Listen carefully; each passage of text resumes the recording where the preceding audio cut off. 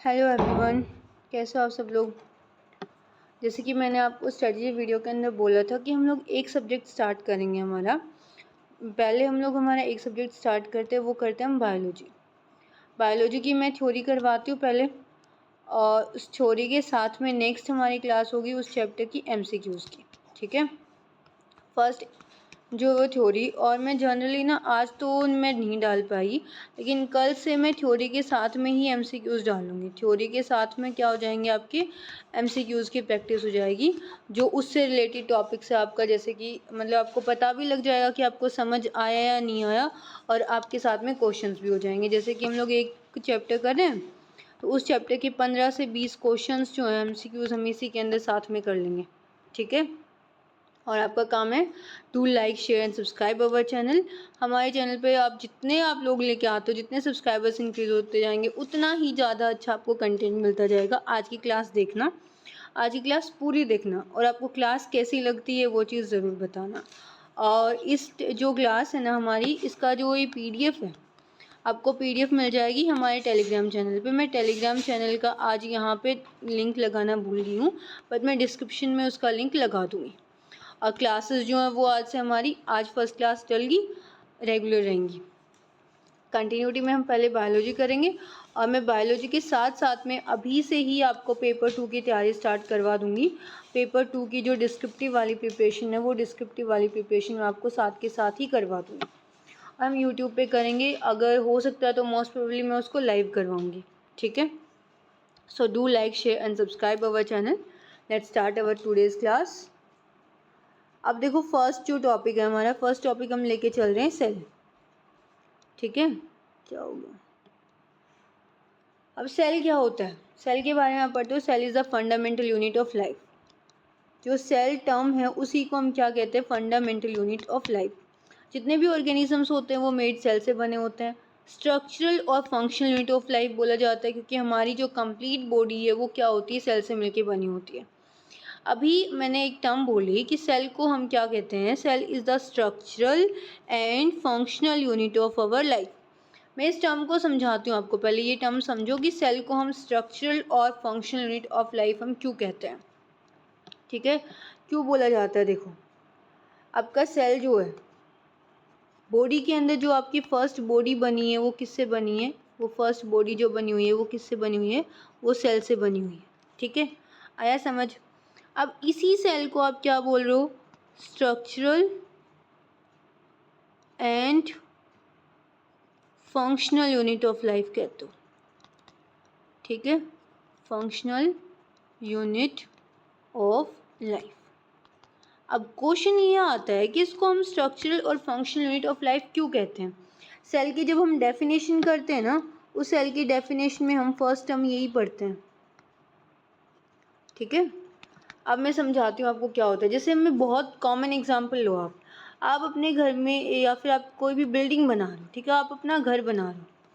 अब जब आपने बिल्डिंग बनानी स्टार्ट की, तो सबसे पहले आप क्या लेके आओगे, सबसे पहले आप लेके आओगे ब्रिक्स को। अब वो ब्रिक्स लेके आने के बाद, ब्रिक्स स्टार्ट होने के बाद नेक्स्ट आप क्या बनाओगे, एक वॉल बनेगी आपकी बिल्डिंग की, या फिर आपकी घर की दीवार बन गई। एक पूरी दीवार बनने के बाद एक रूम बनेगा आपका। एक रूम बनने के बाद काफ़ी सारे रूम्स बनेंगे, और एक काफ़ी सारे रूम्स बनने के बाद आपका पूरा घर जो है वो तैयार हो जाएगा। ठीक है, आया समझ। अब यहाँ पे देखो, आपके पूरे घर को बनाने के लिए स्ट्रक्चर किसने दिया, कहाँ से स्टार्ट हुआ, ब्रिक्स से स्टार्ट हुआ। मेन फंक्शन परफॉर्म किसने किया, ब्रिक्स ने किया। सिमिलरली अब मेन फंक्शन परफॉर्म किया इसने, इसी तरीके से स्ट्रक्चरल, क्या बोला मैंने इसको, मेन फंक्शन, मतलब कि स्टार्टिंग जो हुई वो कहाँ से हुई, इस ब्रिक से स्टार्ट हुई। अब ये ब्रिक ही जो आपकी ईंट है, ये ईंट ही आपके लिए क्या बन रही है, पूरे इस घर को बनाने का काम कर रही है। यानी कि एक स्ट्रक्चरल भी यही है और फंक्शनल भी यही है।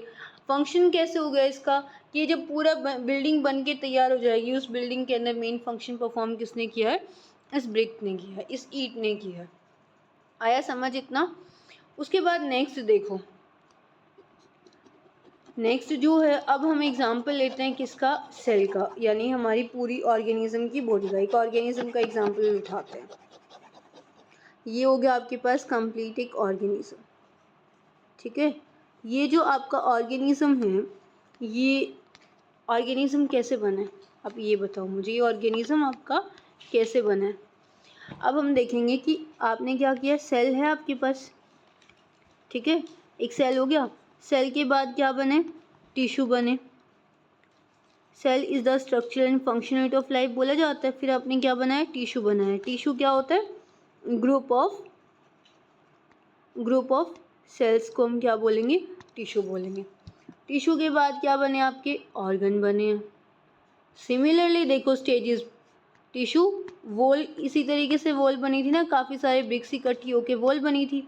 इसी तरीके से काफ़ी सारे सेल्स इकट्ठे होके क्या बनाया, टिश्यू बनाया। टिश्यू के बाद फिर क्या बनता है, ऑर्गन बना। ऑर्गन के बाद आपके पास क्या बनता है, ऑर्गन सिस्टम बना। और ऑर्गन सिस्टम बनाने के बाद आपने नेक्स्ट आपके पास क्या बन गया, आपका कंप्लीट ऑर्गेनिज्म तैयार हो गया। अब इस ऑर्गेनिज्म को तैयार करने में स्ट्रक्चर किसने दिया इसको, और फंक्शन इसके अंदर कौन परफॉर्म कर रहा है, सेल परफॉर्म कर रहा है। फंक्शन कैसे परफॉर्म कर रहा है, जैसे कि आप खाना खाते हो। फंक्शन कैसे परफॉर्म कर रहा है, जैसे आप खाना खा रहे हो, जो आप फूड का इनटेक करते हो, इस खाने को डाइजेस्ट करने में हेल्प कौन करता है, आपके सेल्स करते होते हैं। और दूसरा एक तरीके से आप ब्रीथिंग करो, सांसें लेते हो, उस सांसों को लेने का काम कौन करता है, ऑक्सीजन को आपकी पूरी बॉडी में भिजवाने का काम कौन करता होता है, सेल कर रहा होता है। आया समझ। अब इस सेल ने क्या बनाया, पूरा इस बॉडी का स्ट्रक्चर भी बनाया है, और स्ट्रक्चर के साथ साथ में इसने क्या किया है, फंक्शन भी परफॉर्म किया है। आई होप आप लोग नोट्स बना रहे होगे, और ये नोट्स जो हैं वो आपकी लास्ट मिनट रिवीजन में बहुत हेल्प करेंगे, ठीक है। आज की क्लास बताना कैसी लगी कैसी नहीं लगी, उसके बाद फिर मैं आगे वाली क्लासेस डिसाइड करूँगी, ठीक है। आया बात, इतना समझ आ गई, फर्स्ट टर्म समझ आ गई कि सेल क्या होता है, स्ट्रक्चर क्या होता है, फंक्शन क्या होता है। इसके बाद इट इज़ नॉन एज इसलिए हम इसको क्या कहते हैं, फंडामेंटल यूनिट ऑफ लाइफ बोला जाता है, जो रेगुलेट करती है हमारी बॉडी के सभी फंक्शन। समझ आया, मैंने पूरा उस एग्जाम्पल से समझाया आपको। अब सेल जो टर्म है, सेल कहाँ से उठाई है, हमने लैटिन वर्ड से उठाई है, जिसका मतलब क्या होता है, एक लिटिल रूम होता है, छोटा सा रूम होता है, यानी कि कंपार्टमेंट्स होते हैं, स्मॉल स्मॉल कंपार्टमेंट्स होते हैं। और इन कंपार्टमेंट्स को आपकी जो हमारी एनसीईआरटी बुक है उसके अंदर उन्होंने कंपेरिजन किया हुआ है, किसके साथ में, हनी कॉम्ब के स्ट्रक्चर के साथ में उन्होंने क्या किया हुआ है, कंपेरिजन किया हुआ है। आया समझ। इसके बाद इन्होंने देखो ये डेट्स है ना, ये डेट्स जो है, काफ़ी बार क्या होता है कि पेपर को अगर थोड़ा सा डिफ़िकल्ट बनाना होता है ना, तो स्टेटमेंट बेस्ड क्वेश्चंस आते हैं। उन स्टेटमेंट बेस्ड क्वेश्चंस के अंदर ये जो स्टेटमेंट्स होती हैं, ये जो डेट्स होती हैं, बहुत इंपॉर्टेंट होती हैं। कि रॉबर्ट हुक ने, और देखो फर्स्ट साइंटिस्ट कौन था, सेल को डिस्कवर करने वाले या सेल पे काम करने वाले कौन थे, रॉबर्ट हुक थे। Robert Hooke is a scientist who discovered firstly the cell। और इन्होंने जो सेल डिस्कवर किया था वो कैसे सेल डिस्कवर किया था, डेड सेल डिस्कवर किया था। कब किया था, 1665 में इन्होंने डिस्कवर किया था। इसके साथ साथ में इन्होंने क्या किया था, अपने खुद के हैंडमेड, खुद के हाथ से बनाए हुए माइक्रोस्कोप के अंदर इन्होंने क्या किया था, डिस्कवर किया था। अब उस टाइम पे देखो इतना बहुत ज़्यादा डेवलप तो था नहीं, तो इन्होंने क्या किया, अपने खुद के हाथ से इन्होंने माइक्रोस्कोप बनाया। माइक्रोस्कोप से इन्होंने ऑब्जर्व किया, उस माइक्रोस्कोप के अंदर जिसके अंदर इन्होंने ऑब्जर्व किया, उसमें इन्होंने लिटिल लिटिल ऐसे कंपार्टमेंट्स ऑब्जर्व किए, जैसे कि हमारा हनी कॉम्ब का स्ट्रक्चर होता है, इसमें दिखाई भी दे रहा होगा इस पिक के अंदर, ठीक है। हनी कॉम्ब का जैसा स्ट्रक्चर होता है वैसे कंपार्टमेंट्स इन्होंने ऑब्जर्व किए। उन कंपार्टमेंट्स को इन्होंने वर्ड दिया सेल, जिसका मीनिंग होता है लिटिल रूम्स। आई होप आपको समझ आया होगा। Let's start. अब हमारे पास सेल के बारे में पढ़ लिया, अब हमारे पास सेल थ्योरी आती है कि सेल की डिस्कवरी कैसे हुई। Cell the unit of life, cell क्या आपकी यूनिट ऑफ लाइफ है। इसके बाद cell is a fundamental structure functional unit, अभी ये पूरा समझाया। ये देखो ये होता है हनी कॉम्ब का स्ट्रक्चर, ऐसे होता है हनी कॉम्ब का स्ट्रक्चर, इस तरीके से बना हुआ है। सबसे पहले डिस्कवरी किसने की है, रॉबर्ट हुक ने इसकी डिस्कवरी की। इसके बाद सेल के ऊपर जो डिस्कवरी की वो किसने की थी, एंटन वॉन लीवेनहॉइक जो थे, ये भी एक न्यू साइंटिस्ट थे। रॉबर्ट हुक ने डिस्कवरी कर दी सेल की, जो सेल कैसा था, डेड सेल था, ठीक है। अब एंटन वॉन लीवेनहॉइक जो थे ना, वो एक ऐसे फर्स्ट साइंटिस्ट थे, उन्होंने क्या किया था, इन्होंने सबसे पहले ऑब्जर्व किया था एक जिंदा सेल को, ठीक है। जिंदा सेल को इन्होंने डिस्कवर किया था और इन्होंने जो इनके पास जो माइक्रोस्कोप था वो अच्छा एडवांस माइक्रोस्कोप था। किसके अंदर डिस्कवर किया था इन्होंने? एक पॉन्ड वाटर लिया इन्होंने। उस पॉन्ड वाटर, जैसे आपको पता होगा, इसने तालाब का पानी लिया, उस तालाब के पानी के अंदर इन्होंने ऑब्जर्व करना स्टार्ट किया तो उसके अंदर इनको सेल दिखाई दिया और जो सेल था वो कैसा था? लिविंग सेल था। ठीक है, यहाँ अपनी की आपसे क्वेश्चन पूछा जाए कि who discover the first living cell, तो वो किसने किया था? एंटन वैन लीeuwenhoek ने किया था। इसके बाद नेक्स्ट आपके पास आता है, इतना आपने पढ़ लिया। नेक्स्ट जो टॉपिक अभी आपके पास जो आता है वो ये आता है कि इनको एक नेम से और जाना जाता है। एंटन वैन लीeuwenhoek को हम लोग एक नेम से और जानते हैं, वो क्या है? इनको हम कहते हैं father of microbiology. Father of microbiology. अब इनको फादर ऑफ माइक्रोबायोलॉजी क्यों बोला जाता है? क्योंकि इन्होंने क्या किया था, जितने भी आपके माइक्रोब्स हैं ना, हो सकता है थोड़ी सी हैंडराइटिंग समझ नहीं आ रही हो, लेकिन आप लोगों को मेरे वर्ड्स तो सुनाई दे रहे ना, तो आप नोट कर लेना। Father of microbiology, father of microbiology इनको क्यों बोला गया था? जितने भी आपके माइक्रोब्स है, जैसे कि फंजाई होगी, फंजाई, एल्गी, बैक्टीरिया, इन सब की डिस्कवरी करने वाले कौन थे? वो यही थे आपके एंटन वॉन लीeuwenhoek। चलो अब आगे फॉरवर्ड क्वेश्चन करते हैं। अब मैं आपको ना सेल थ्योरी, नेक्स्ट साइंटिस्ट आपके पास आते हैं सेल थ्योरी देने वाले, स्किल्डन एंड स्कॉनन। इन्होंने क्या दी? सेल थ्योरी दी। ये क्वेश्चन पूछ लेते हैं कि सेल थ्योरी टर्म किसने दी थी? सो स्किल्डन एंड स्कॉनन ने दी थी। ये एक जो थे वो थे बॉटनी के साइंटिस्ट। बॉटनी का मतलब होता है जो स्टडी करते होते प्लांट्स की, और एक थे जूलॉजी के साइंटिस्ट जो स्टडी करते होते किसकी? एनिमल्स की। जूलॉजी वाले कौन होते हैं? जो एनिमल्स की डिस्कवरी करते होते हैं, और बॉटनी वाले कौन होते हैं? जो प्लांट की डिस्कवरी करते हैं, प्लांट की स्टडी करते होते हैं। ठीक है, अब आपको इस चीज़ से समझ तो कुछ तो आया होगा कि प्लांट के अंदर भी सेल होते हैं, एनिमल के अंदर भी सेल होती, तभी तो दो अलग अलग साइंटिस्ट उसके ऊपर काम कर रहे थे। एक थे आपके स्किल्डन, एक थे स्कॉनन। दोनों साइंटिस्ट ने अलग अलग काम किया। एक स्किल्डन ने काम किया बॉटनी के ऊपर, स्कॉनन ने काम किया जूलॉजी के ऊपर। जूलॉजी यानी कि इसने डिस्कवरी की एनिमल सेल की और इसने डिस्कवरी की प्लांट सेल की। सेल थ्योरी में समझ आया क्या हुआ होगा? ये चीज़ याद रखना। ये क्वेश्चन मतलब कि पेपर के लेवल पे डिपेंड करता है कि किस टाइप का पेपर बन रहा है आपका। और इस बार तो पेपर के पैटर्न में चेंज हो रखा है, तो एक आपको सरप्राइज़ मिलेगा अभी कुछ दिन में। तब तक आप लोग अपना सिलेबस कवर कर लो, फिर वो मैं बाद में रिवील करूँगी। ठीक है, अब ये चीज़, ये आपकी NCERT बुक का लिया है मैंने स्पेशली आपको दिखाने के लिए। और आपको एक चीज़ पता है, अभी NVS का पेपर हुआ था, NVS लैब का पेपर हुआ था। वो पेपर किसने बनाया था? CBSE ने बनाया था। और CBSE ही EMRS का पेपर कंडक्ट करवाता होता है। सो बी केयरफुल। मे भी हो सकता है इस बार का पेपर भी EMRS का CBSE ही कंडक्ट करवाए। तो CBSE जो पेपर बनाती है वो किस में से उठाती है? वो NCERT से उठाती है। तो हम NCERT की टर्म्स के ऊपर हम बहुत ज़्यादा फोकस करेंगे। ठीक है, ये चीज़ मैंने पहले क्लियर कट कर दी है, इसलिए मैंने स्पेशली आप लोगों को दिखाने के लिए यहाँ पे NCERT को लगाया हुआ है। ये जो मैंने आप ये पिक जो उठाया है, ये कहाँ से लिया है? NCERT से लिया गया है। अब सेल को सबसे पहले डिस्कवर किया इसने किया था, रॉबर्ट हुक ने किया था 1665 के अंदर। कॉर्क स्लाइस के अंदर लिया था इन्होंने ऑब्जर्व। और प्रीमेटिव माइक्रोस्कोप का मतलब पुराना माइक्रोस्कोप था। कॉर्क स्लाइस का मतलब क्या होता है? इस टाइप का कॉर्क तो आपने सबने देखा होगा, हम बोतल के ऊपर लगाते होते हैं, बोतल वगैरह के ऊपर लगाते होते हैं, एज ए ढक्कन यूज़ करते हैं। ठीक है, कॉर्क जो होता है वो लकड़ी का होता है और एक डेड सेल ही होता है, डेड सेल होता है। ठीक है, फिर आता है आपके साइंटिस्ट लीeuwenhoek। ये डेट याद कर लेना, डेट नोट कर लो। 1674 के अंदर इन्होंने अपना माइक्रोस्कोप को इम्प्रूव किया और इन्होंने एक फ्री लिविंग सेल को पॉन्ड वाटर के अंदर डिस्कवर किया। यहाँ तक मैं समझा चुकी हूँ। अब एक चीज़, एक टर्म और आती है, एक और न्यू साइंटिस्ट की एंट्री होती है। ठीक है, वो साइंटिस्ट कौन होते हैं? वो साइंटिस्ट हैं आपके रॉबर्ट ब्राउन। ये देखो ये लिखा हुआ,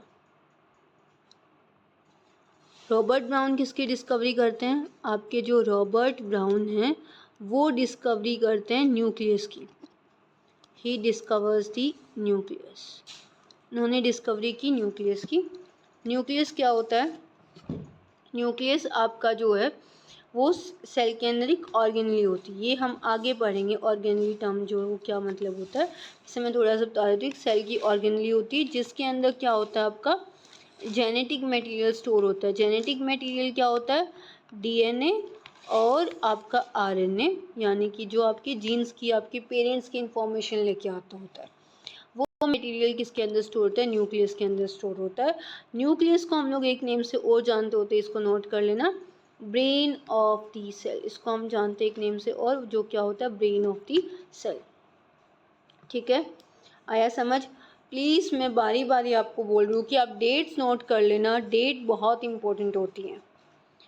इसके बाद नेक्स्ट साइंटिस्ट आपके पास आते हैं प्रिकंजी। प्रिकंजी जो थे वो न्यू साइंटिस्ट थे जिन्होंने डिस्कवरी की थी किसकी? प्रोटोप्लाज्म की। प्रोटोप्लाज्म क्या होता है? एक फ्लूइड होता है सेल के अंदर। ठीक है, प्रिकंजी जो साइंटिस्ट थे उन्होंने 1839 के अंदर प्रोटोप्लाज्म की डिस्कवरी की। अब प्रोटोप्लाज्म का मतलब क्या होता है? जिसके अंदर साइटोप्लाज्म, साइटोप्लाज्म के साथ में क्या चीज़ प्रेजेंट होती है? न्यूक्लियस प्रेजेंट होता है। इन दोनों टर्म्स का इकट्ठा जो होता है उसको हम बोलते होते हैं प्रोटोप्लाज्म। आया समझ?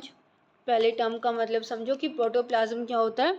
प्रोटोप्लाज्म होता है साइटोप्लाज्म का और न्यूक्लियस का, दोनों का साथ में होना, उसको हम कहते हैं प्रोटोप्लाज्म। ठीक है, आई होप आप लोग बोर नहीं हो रहे हो। क्लास इज़ वेरी इंटरेस्टिंग और आपको यहाँ से पेपर के अंदर मैं साफ साफ बताती हूँ कि 3 क्वेश्चन ज़रूर देखने के लिए मिलेंगे। ठीक है, इसके बाद नेक्स्ट जो टर्म आती है cell theory, that plants and animals are compose of cells. ये सेम ये चीज़ है। सेल थ्योरी के अंदर क्या लिखा हुआ है कि प्लांट्स और एनिमल्स किससे बने होते हैं? वो सेल से मिलके बने होते हैं। बेसिक यूनिट होती है लाइफ की, ये चीज़ मैं समझा चुकी। 2 बायोलॉजिस्ट काम करते हैं, स्किल्डन और स्क्वानन, 38 और 39। सेल थ्योरी को बाद में डिस्कवर किया। इसके बाद देखो नेक्स्ट साइंटिस्ट आते हैं विरकोव। विरकोव जो नेक्स्ट साइंटिस्ट थे जिन्होंने सजेस्ट किया था all cells are made up of pre existing cells. अब इस टर्म का मतलब मैं आपको समझाती हूँ आगे फर्दर, ये याद रखना। ये समझ आ गया? आई होप समझ आया। नहीं समझ आया, कुछ भी है आपको अच्छा नहीं लगा, जो भी आपके डाउट्स हैं, जो भी प्रॉब्लम्स हैं ना, वो प्लीज़ आप लोग कमेंट्स में ज़रूर बताइए। आप जब बताओगे नहीं तो हमें पता नहीं लगेगा। सो कमेंट करो, बताइए क्लास कैसी लगी और किस टाइप की क्लासेस चाहिए, और जितना हो सकता है उतना शेयर करो, सब्सक्राइब करो हमारे चैनल को। आपको EMIS लैब अटेंडेंट के अंदर और अदर्स में भी आपकी बहुत हेल्प करेगा। जो भी आप अदर कॉम्पिटिटिव एग्ज़ाम देते हो उसमें भी हमारी बहुत हेल्प करेंगे। साइंस आपकी बहुत अच्छे लेवल की कवर हो रही है। ठीक है, लेट्स मूव नाउ। अच्छा स्पेस था, मैंने वही यूज़ कर लिया। ठीक है, कोई बात नहीं। अब देखो ये चीज़ उसको थोड़ा सा स्किल्डन ऑब्जर्व किया था प्लांट सेल को, वो रिपीट हो रहा है वो चीज़।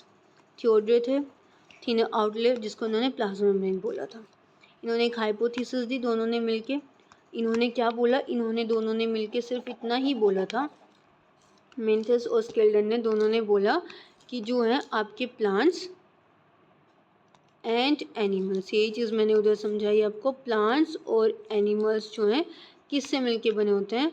कंपोज्ड ऑफ, कंपोज्ड का मतलब होता है बनना, कंपोज्ड ऑफ सेल से मिलके बने होते हैं। ठीक है, इसके बाद नेक्स्ट साइंटिस्ट आते हैं रुडोल्फ विरकोव, जो 1855 में इन्होंने एक्सप्लेन किया। इन्होंने क्या चीज़ एक्सप्लेन किया? इन्होंने एक्सप्लेन किया कि आपका जो सेल है, अब ये आपका सेल है, ये सेल जो आपका डिवाइड होता है, और डिवाइड होगा तो आपका मतलब आपको पता है कि 2 अलग अलग सेल्स बनेगा, यानी कि ये जैसे एक सेल है डिवाइड हो रहा है तो 2 अलग अलग सेल्स बना रहा है। 2 अलग अलग जो सेल्स बना रहा है, ये आपका सेल है, डिवाइड होके 2 अलग अलग सेल बना रहा है। तो यानी इसका मतलब क्या है कि पहले से कोई सेल था, वो सेल आपका डिवाइड होके 2 अलग सेल बनाता है और वो सेल्स आगे फर्दर फिर से डिवाइड होते हैं। तो रुडोल्फ विरकोव ने क्या बात बोली, विरकाउ भी बोलते हैं इनको, इन्होंने ये चीज़ बोली कि सेल्स जो हैं वो किससे बने होते हैं? सेल जो आपका वो डिवाइड होता है, डिवाइड होके न्यू सेल बनाते हैं, यानी कि प्री एग्जिस्टिंग का मतलब क्या था? मैंने वहाँ पे भी ये टर्म पढ़ी थी।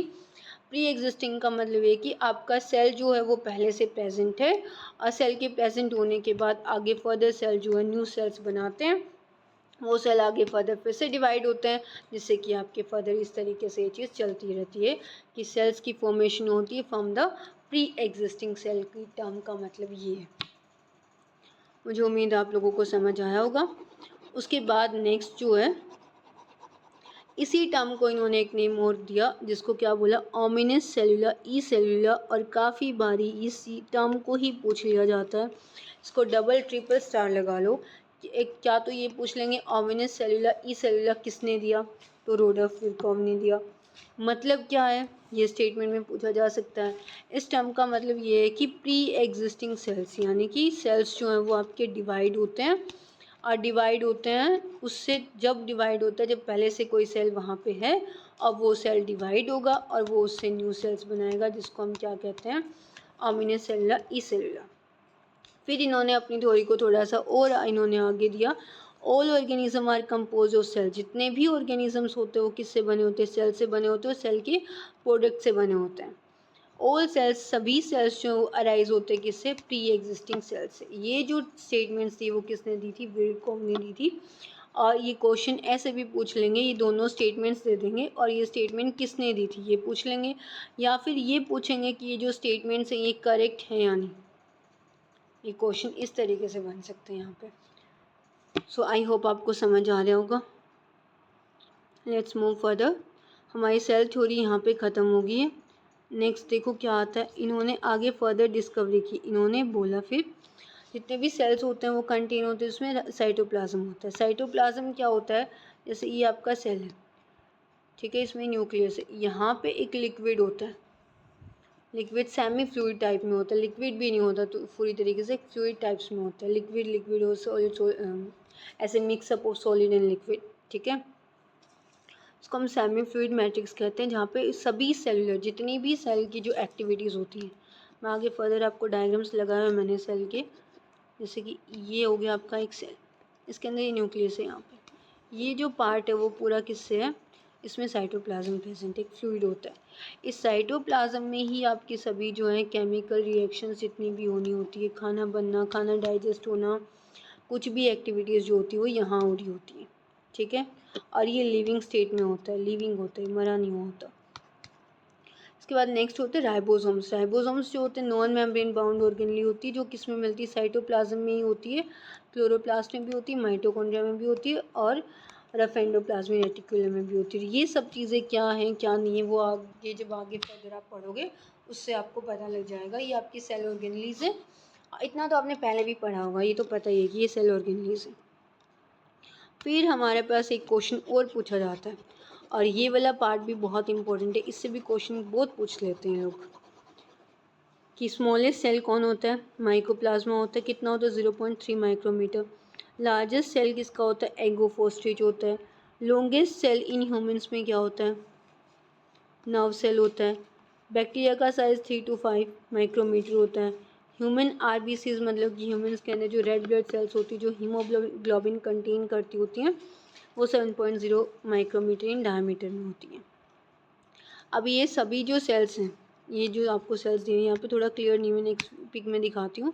ये इनका फंक्शन और शेप जो है, फंक्शन और शेप डिसाइड हो रखी है। इनकी शेप जो है वो इनके फंक्शन के ऊपर डिपेंड हो रखी है। किसी की थ्रेड लाइक मिलेगी आपको, किसी की इरेगुलर मिलेगी, वो उनके फंक्शन के अकॉर्डिंग अरेंज हो रखी है इन लोगों की जितनी भी शेप्स हैं वो।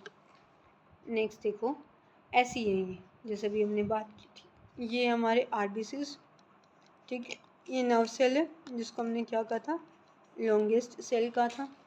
ये वाइट ब्लड सेल्स हैं, ये कॉलमिनार एपिथेलियम, ये हम टिश्यू वाले चैप्टर में पढ़ेंगे आगे वाला पार्ट, जो ये वाला जो पार्ट है ना, कॉलमिनार एपिथेलियम क्या होता है, मीजोफिल सेल्स क्या होते हैं। मीजोफिल सेल्स आपके प्लांट्स में प्रेजेंट होती है, ठीक है। अब देखो प्लांट की बात आ गई तो उन्होंने सेल की हमने बात कर ली थी। एक होता है आपके पास प्लांट सेल, दूसरा होता है आपके पास एनिमल सेल। प्लांट सेल बड़ा होता है, एनिमल सेल उसके कंपैरिजन में छोटा होता है। सबसे बड़ा जो डिफरेंस है वो क्या है, सेल वॉल प्रेजेंट होती है किसके अंदर, प्लांट सेल में। एनिमल सेल के अंदर सेल वॉल जैसी कोई चीज़ नहीं होती। सेंट्रोसोम एब्सेंट होते हैं, सेंट्रोसोम्स प्रेजेंट होते हैं जो क्या काम करते हैं, डिवाइड, सेल को डिवाइड करने में हेल्प करते होते हैं। वैक्यूल जो है वो लार्ज होता है और मोर परमानेंट होता है। इवन 90% जो वॉल्यूम है, 90% जो वॉल्यूम है सेल की, प्लांट सेल की, वो कौन हैंडल करता है, वो वैक्यूल कर रहा होता है। टर्जिडिटी भी इसको प्रोवाइड करता होता है। वैक्यूल इसके अंदर स्मॉल होता है, टेम्परेरी होता है। साइटोप्लाज्म नॉट, इसका साइटोप्लाज्म डेंस नहीं होता और जो हमारे एनिमल सेल होते हैं उनका डेंस होता है। इसमें प्लास्टिड्स प्रेजेंट होती हैं जो क्या करती होती हैं, जो क्लोरोफिल कंटेनिंग होती हैं और फोटोसिंथेसिस परफॉर्म करने में हेल्प करती हैं।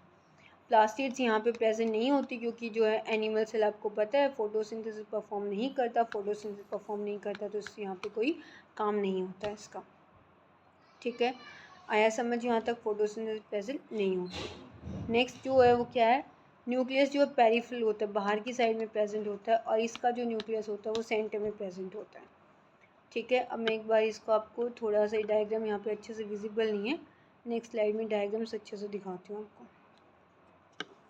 ये आपका एनिमल सेल, ये आपका plant cell, cell membrane, nucleus, nucleolus, mitochondria, vacuole, lysosome, cytoplasm, Golgi complex, endoplasmic reticulum. यहाँ पे क्या है, सेल मेम्ब्रेन है, वैक्यूल, न्यूक्लियोलस और सेल मेम्ब्रेन और सेल वॉल। सबसे बड़ा डिफरेंस आ गया, सेल मेम्ब्रेन और सेल वॉल। वैक्यूल इसका कितना बड़ा है, इसका वैक्यूल कितना सा था, इसका जो वैक्यूल है वो छोटा सा इतना सा टेम्परेरी वैक्यूल है। क्लोरोप्लास्ट प्रेजेंट है, यहाँ पे क्लोरोप्लास्ट जैसा यहाँ कुछ भी नहीं है। क्लोरोप्लास्ट क्या करती होती है, प्लास्टिड्स के अंदर ही प्रेजेंट होती है, जो क्या परफॉर्म करने में हेल्प करती है, फोटोसिंथेसिस परफॉर्म करने में हेल्प करती है।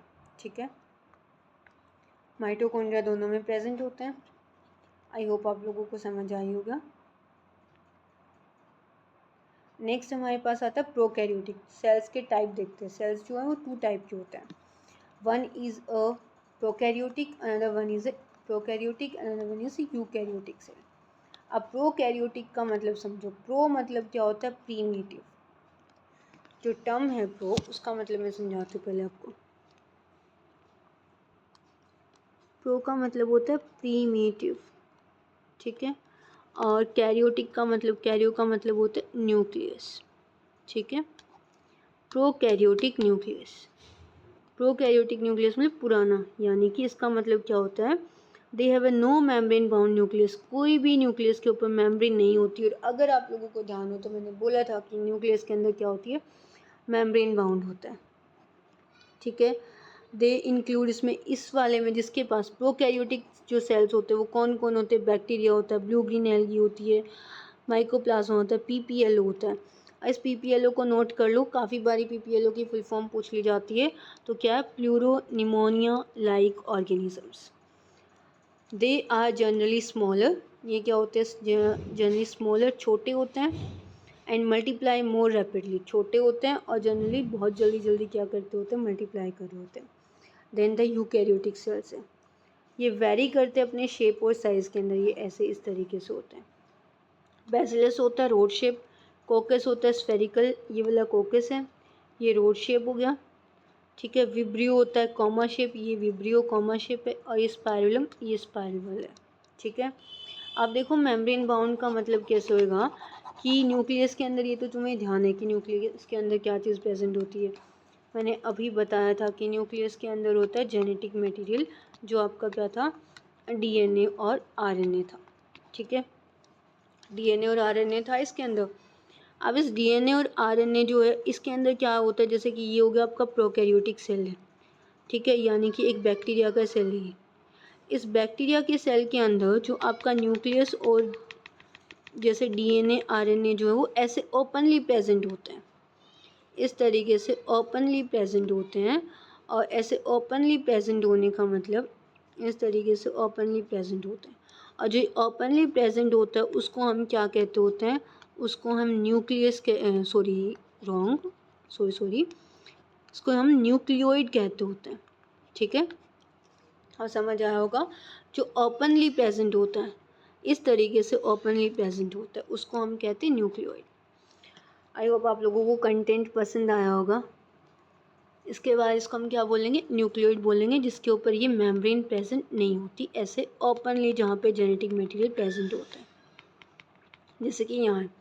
अब जहाँ पे ये मेम्ब्रेन प्रॉपरली मेम्ब्रेन बाउंड हो गया, एक जगह पे हो गया, क्लैरिफाई कर दिया कि ये आपका क्या है, जेनेटिक मटेरियल है, उसको हम क्या कहते होते हैं, उसको हम न्यूक्लियस कहते होते हैं। ठीक है, nucleus is non membrane bound. ठीक है, यहाँ पे न्यूक्लियस जो है प्रॉपरली मेम्ब्रेन बाउंड होता है, उसकी मेम्ब्रेन्स, इनर मेम्ब्रेन और आउटर मेम्ब्रेन अच्छे से प्रेजेंट होती हैं। आपका जो जेनेटिक मटेरियल है उसको पैक करके रखता होता है, सेफ रखता होता है। ठीक है, उसको हम क्या कहते होते हैं, उसको हम लोग कहते होते हैं यूकैरियोटिक सेल। यूकैरियोटिक का मतलब, यू जो टर्म है वो आपको क्या बताती है, ट्रू न्यूक्लियस, यानी कि ट्रू न्यूक्लियस वो चीज़ मैंने अभी इसके अंदर होता है true nucleus. I hope bore नहीं हो रहे हो, क्लास ज़्यादा लंबी नहीं हो जाए। इसके बाद होती है इसके अंदर कौन कौन सी सेल ऑर्गेनेज प्रेजेंट होती है। सेल इनवेलप होता है, मेसोसोम होता है, न्यूक्लियोइड होता है, न्यूक्लियोइड बता दिया ना। और न्यूक्लियोइड पूछ लेते हैं कि न्यूक्लियोइड क्या होता है। न्यूक्लियोइड होता है ओपनली प्रेजेंट जो जेनेटिक मटेरियल होता है, जिस जेनेटिक मटेरियल को हम लोग मेम्ब्रेन से बाउंड नहीं करते होते हैं। फ्लैजिला होता है, पिलाई होती है, राइबोसोम्स होते हैं, इंक्लूजन बॉडीज़ होती हैं। इन सब के बारे में हम लोग पढ़ेंगे कल वाली क्लास में, ठीक है। नेक्स्ट आता है हमारे पास यूकैरियोटिक सेल्स। यूकैरियोटिक सेल्स का मैंने थोड़ा सा तो आपको बता दिया कि क्या होता है। वेल ऑर्गेनाइज मेम्ब्रेन बाउंड होता है, ऐसे वेल ऑर्गेनाइज होती है, ठीक है। इसके अंदर देख रहे हो आप न्यूक्लियस एंड ऑर्गेनलीज, बहुत अच्छे से न्यूक्लियस भी प्रेजेंट होता है, ऑर्गेनलीज भी प्रेजेंट होती है। ऑर्गेनलीज की mitochondria, ribosomes, lysosomes, Golgi apparatus, endoplasmic reticulum, plastids, chloroplast सब प्रेजेंट होती हैं, ठीक है। इनके पास प्रेजेंस ऑफ मेम्ब्रेन जो क्लियरली कंपैर्टमेंटलाइजेशन कर देती है। जैसे फॉर एग्जांपल ऐसे कर देती है, मैं पूरा समझा देती हूँ आपको कि ये है जैसे आपका सेल, ये तो प्रोकैरियोटिक वाला सेल जिसके अंदर आपका न्यूक्लियस भी यही है। ये तो आपका होगा जैसे कि जेनेटिक मटेरियल, यानी कि आपका डीएनए होगा। और यहाँ है आपका साइटोप्लाज्म। तो कोई ख़ास डिफरेंस नहीं है ना साइटोप्लाज्म के अंदर और जेनेटिक मटेरियल के अंदर। वहीं पे ये वाला जो सेल है वो आपका हो गया, ये है आपका न्यूक्लियस और ये आपका है साइटोप्लाज्म। आपको न्यूक्लियस और साइटोप्लाज्म दोनों चीज़ें अलग अलग दिखाई दे रही है ना, तो ये पहचान है किसकी, आपके यूकैरियोटिक सेल की पहचान है, जिसके अंदर आपका ट्रू न्यूक्लियस प्रेजेंट होता है, जिसके अंदर आपके सभी सेल्स आते हैं। प्लांट सेल आता है, ये फ्लैजिलस वाले सेल है, एनिमल सेल और ह्यूमन सेल, सब लोग इसी में आते हैं यूकैरियोटिक सेल्स के अंदर, ठीक है। They have a complex locomotory organs होते हैं जिसके अंदर साइटोस्केलेटन जैसा स्ट्रक्चर होता है। ये चीज़ मैं आपको कल एक्सप्लेन करूँगी। जेनेटिक मटेरियल जो होता है बहुत अच्छे से ऑर्गेनाइज होता है, किसके अंदर होता है, क्रोमोसोम्स के अंदर होता है। क्रोमोसोम जो होती है वो एक फॉर्म होती है आपकी डीएनए आरएनए को रिप्रेजेंट करने की, ठीक है। वो हम सेल डिवीज़न में पढ़ेंगे। नेक्स्ट देखो, समझ आया ना सबको। इसके अंदर जो सेल ऑर्गेनेज होती हैं वो सेल मेम्ब्रेन होती है, अच्छे से सेल वॉल होती है, एंडो मेम्ब्रेन सिस्टम यानी कि पूरा दो मेम्ब्रेन का सिस्टम होता है। Endoplasmic reticulum, Golgi, lysosomes, vacuoles सबके पास मेम्ब्रेन होती है।